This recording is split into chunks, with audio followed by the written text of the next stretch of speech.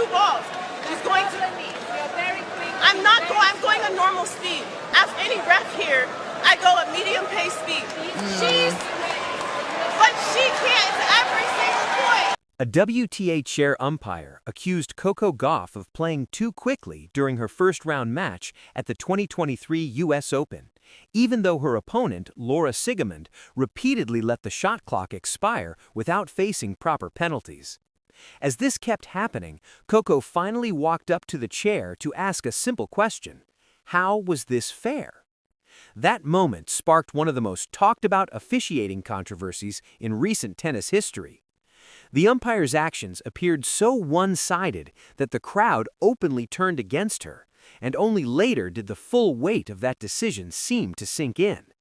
So what was really going on here? Was the umpire corrupt, incompetent, or just overwhelmed in the moment? To understand why this situation was so bad, we need to look closely at what actually happened, because the details make it far worse than it first appeared. To open this set.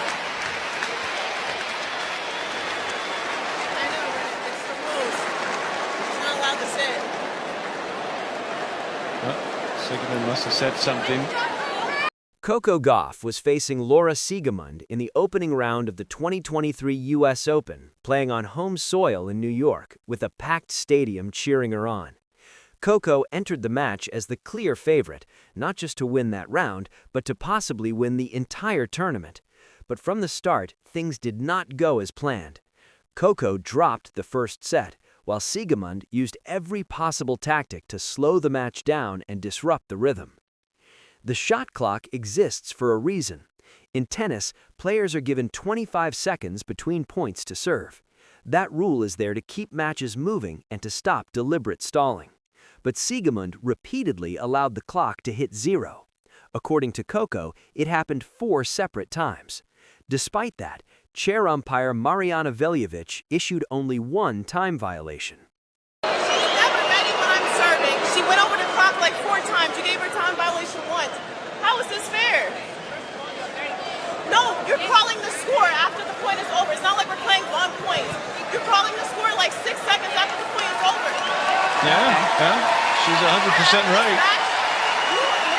At the same time, Coco was serving at what she described as a normal, steady pace. She wasn't rushing. She wasn't trying to gain an unfair edge. She was simply playing tennis at a reasonable speed. Somehow, that became an issue. Siegemund later complained that Coco was serving extremely fast, even claiming it was almost unreasonable. Think about that for a moment. Playing at a normal tempo was treated as a problem, while repeatedly breaking the shot clock rules was largely ignored. That is not proper officiating. That looks like favoritism. Whether it was incompetence or something worse, neither explanation reflects well on the umpire. By the final set, Coco had reached her limit. She walked directly to the chair and confronted Veljovic. Coco pointed out that Siegemund had let the clock run down about 4 times and had only been penalized once. "How is this fair?" Coco asked. She made it clear she was playing at a medium, reasonable pace.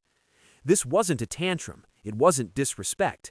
It was a legitimate question about why the rules were not being applied evenly.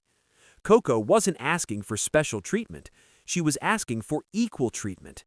The fact that she had to ask at all says everything about how poorly the match was being officiated. Eventually, the umpire finally acted and issued Siegemund a point penalty for another time violation. That decision gave Coco a 5-1 lead in the deciding set. And then things got even more absurd. Siegemund walked up to the umpire and complained that Coco was serving too fast. She said, "She's serving extremely fast, almost unreasonably fast, and I'm always here, and one time I go to the towel."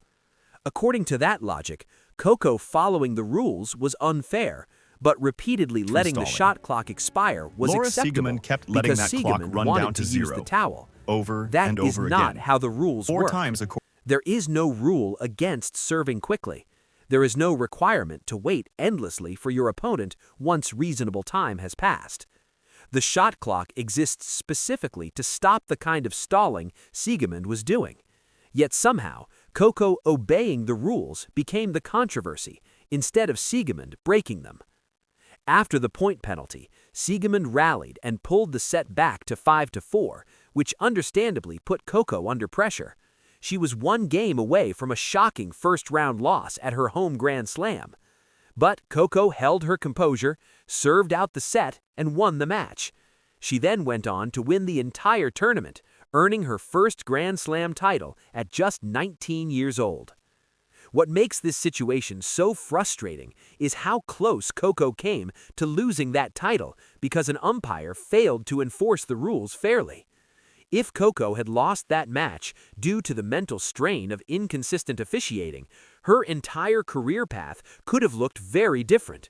No US Open title, no massive confidence boost, no momentum moving forward. All because one player's clear violations were treated as less important than another player's completely legal pace of play. Veljevic's performance in this match is especially troubling. She gave Siegemund only one time violation, despite at least 4 clear instances of the clock hitting 0. That's a 25% enforcement rate on a rule that is completely objective.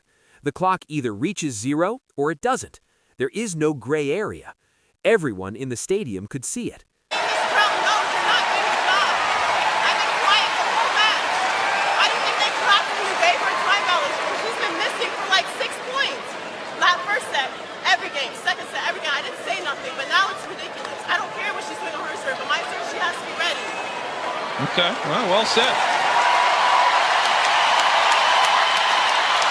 As if she didn't have the crowd on her side enough. Well, she spoke her piece. What makes it worse is that Veljevich didn't take meaningful action until Coco confronted her directly. Even then, she appeared hesitant. The point penalty came far too late, based on how many violations had already occurred. This wasn't simple incompetence. It looked like a conscious decision to avoid enforcing the rules until public pressure made inaction impossible. The crowd was firmly on Coco's side throughout the match. Fans booed Siegemund's stalling tactics and supported Coco when she challenged the umpire. They understood exactly what was happening, even if the official in the chair refused to acknowledge it. That crowd reaction likely played a role in finally forcing the umpire to act, because appearing openly biased in front of a hostile audience undermines authority. Siegemund's behavior after the match didn't help her case either.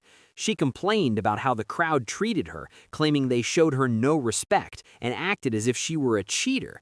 She insisted she did nothing wrong and remained calm throughout the match. It's the first time I'm crying in a press conference. As a tennis player, you are a performer. You owe the people. You owe the kids that watch.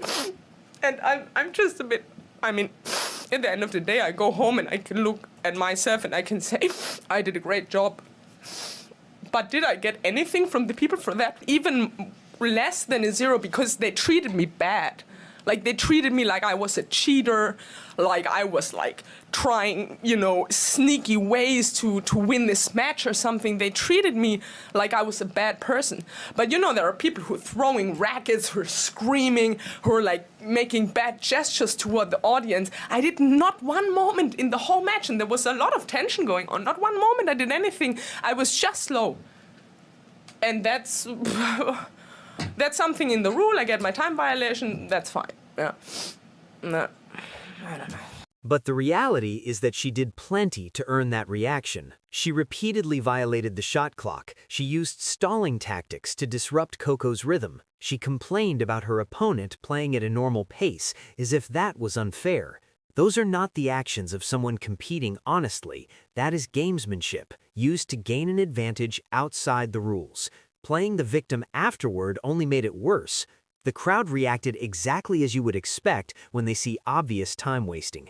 If you don't want to be labeled a cheater, don't repeatedly break the rules. If you don't want to be booed, don't stall in ways that everyone in the stadium can clearly see. Siegemund pointed out that she never threw rackets, screamed, or made rude gestures. That's fine, but that's the bare minimum. It doesn't excuse repeated rule violations. The crowd wasn't upset about her attitude, they were upset about her tactics, and they were justified.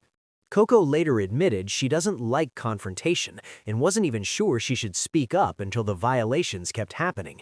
That shows impressive restraint. Many players would have lost their temper much earlier. Instead, Coco stayed calm, explained her case clearly, and relied on the facts. When the umpire finally began enforcing the rules, it confirmed that Coco was right all along. This wasn't an isolated incident either. During a French Open semifinal loss in 2024, Coco broke down in tears after an incorrect call cost her a point. At the Olympics, another bad call led her to publicly call for a rule change after a loss. There's a growing pattern of Coco being on the wrong end of officiating errors at crucial moments, and it's starting to feel less like coincidence and more like a systemic issue in tennis officiating. Looking back at the US Open match, the regret Veljovic must have felt afterward had to be intense. She officiated one of the most controversial matches of the tournament. Her inconsistent enforcement of the shot clock nearly caused a young American star to lose in the first round at her home slam. Then, Coco went on to win the entire tournament, making the umpire's mistakes look even worse in hindsight. Imagine watching Coco lift that trophy, knowing your decisions almost stopped that moment from ever happening. The WTA never publicly addressed the controversy, which is typical. Tennis organizations rarely hold officials accountable. Players are fined for outbursts or broken rackets, but umpires who make costly mistakes or apply rules unevenly usually face no consequences. That creates an environment where bad officiating continues unchecked. The Siegemund situation also highlights a larger issue in tennis. Time wasting and gamesmanship have become too accepted. Players stall between points, overuse towels, and stretch the rules, while umpires often look the other way to avoid conflict. That creates an unfair environment for players who simply want to play at a normal pace. Coco Gauff playing at medium speed should never be controversial. It should be the standard.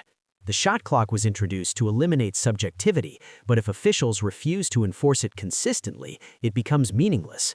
The crowd's reaction during this match showed that fans understand fairness even when officials fail to uphold it. They saw the stalling, they saw the inaction, and they made their voices heard.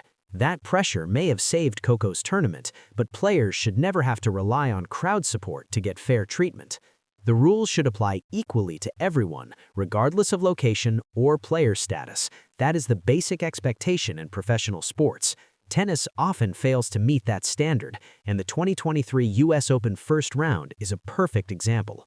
Coco winning the tournament despite this officiating disaster speaks volumes about her mental strength. Most 19-year-olds would have collapsed under that pressure. Instead, she recovered, won that match, and then won 6 more to claim the title.